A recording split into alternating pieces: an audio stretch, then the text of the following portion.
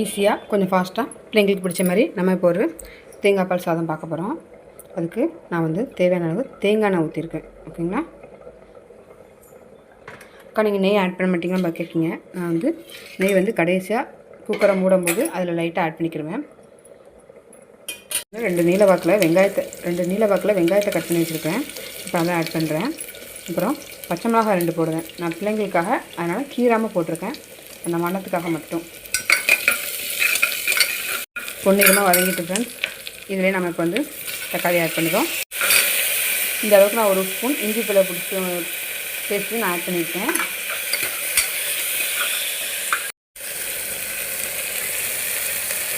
மல்லியில் கொஞ்சம் போட்டிருக்கேன். அப்புறம் உப்பு கொஞ்சம் போட்டிருக்கேன். பாருங்கள் ஃப்ரெண்ட்ஸ், எல்லாம் சேர்ந்து கொஞ்சம் நல்லா கட்டியாக கிரேவி மாதிரி வந்துடுச்சு. நம்ம இதில் வந்து லைட்டாக மஞ்சள் பொடி ஆட் பண்ணுறோம்.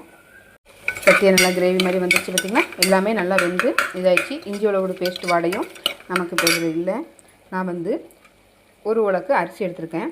ஸோ நான் வந்து தேங்காய் பாலை வந்து பாருங்கள், நான் 2 உலக்குக்கு இந்த பாத்திரத்தில், அது இப்போ 1 உலக்கு அரிசினா 2 உலக்கு தண்ணி வைப்போம். நான் அதை வந்து அளந்து எடுத்து வச்சுக்கிட்டேன். இது கொஞ்சம் பொங்கி வரும்போது நம்ம லைட்டாக அதில் உப்பு பார்த்துட்டு, உப்பு வேணுன்னா மட்டும் போட்டுட்டு அரிசியை போட்டு நம்ம ஒரு 4 விசில் வச்சா தேங்காய் பால் சாதம் ரெடி. ஃப்ரெண்ட்ஸ், நல்லா சுற்றி நுர பொங்கி வருது. நம்ம இப்போ இதில் வந்து நான் உப்பு பார்த்தேன், எனக்கு உப்பு வந்து கரெக்டாக இருக்குது. உங்களுக்கு வேணால் நீங்கள் இதில் போட்டுக்கலாம். இப்போ வந்து அதில் வந்து அரிசி ஆட் பண்ண போகிறேன்.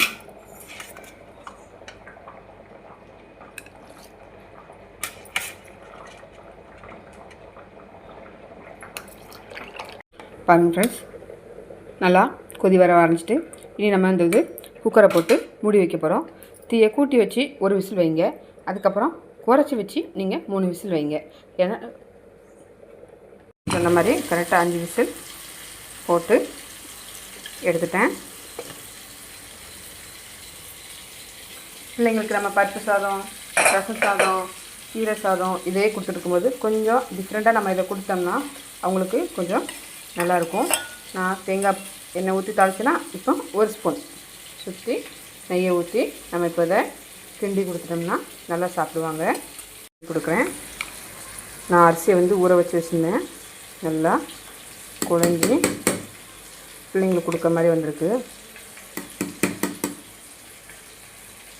உங்கள் வீட்டில் நீங்கள் இந்த மாதிரி ட்ரை பண்ணி உங்கள் பசங்களுக்கு கொடுத்துருக்கீங்களான்னு கமெண்ட் பண்ணுங்கள்.